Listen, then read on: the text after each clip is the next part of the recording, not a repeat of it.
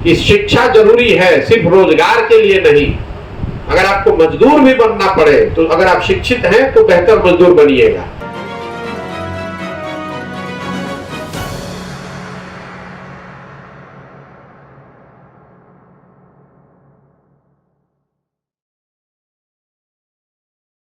कि शिक्षा जरूरी है, सिर्फ रोजगार के लिए नहीं। अगर आपको मजदूर भी बनना पड़े तो अगर आप शिक्षित हैं तो बेहतर मजदूर बनिएगा। तो पहला फोकस ही पूरा शिक्षा पर है। बिहार की शिक्षा व्यवस्था को कैसे सुधारा जा सकता है, उसका एक तरीका यह है कि 40,000 करोड़ रुपया जो आप लोग शिक्षा व्यवस्था पर हम लोग खर्च कर रहे हैं और 40 बच्चे भी इसमें पढ़कर नहीं आ रहे हैं, जो ब्लूप्रिंट हम उसमें लिखा हुआ है उद्देश्य में जाके पढ़िए कि पदयात्रा खत्म होने के बाद इसका पूरा विजन डॉक्यूमेंट जारी करेंगे।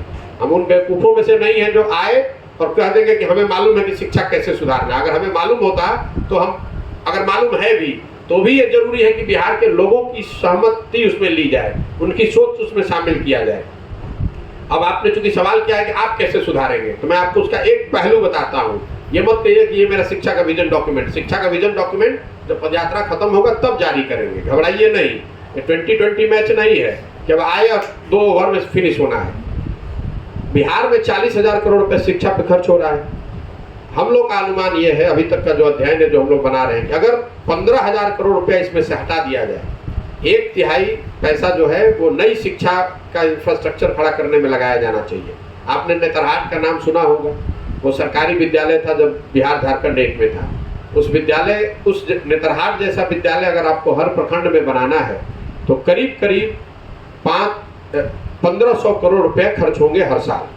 तो हम लोग की सोच ये है कि हर प्रखंड में हर साल एक विश्व स्तरीय विद्यालय बनाया जाए और 5 साल में अगर आप 5 विद्यालय हर प्रखंड में बना देंगे तो जो हम लोग जियो मैपिंग करा रहे हैं, ये दिख रहा है कि अगर 5 विद्यालय ठीक जगह पर बना दिए जाएं प्रखंड के स्तर पर, तो हर विद्यार्थी को आधे घंटे से कम समय में स्कूल में पहुंचाया जा सकता है बसों की व्यवस्था करके।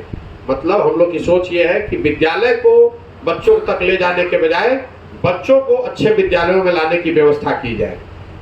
आप शहर में रहते हैं, दिल्ली में कोई बढ़िया स्कूल है तो अपने बच्चे को स्कूल बस से भेजते हैं वहां पर। लेकिन अगर आप बिहार में 5 अच्छे विद्यालय हर प्रखंड में बना देंगे तो इसका मतलब है कि 10 किलोमीटर के कम रेंज में हर गांव का बच्चा वहां पहुंच सकता है।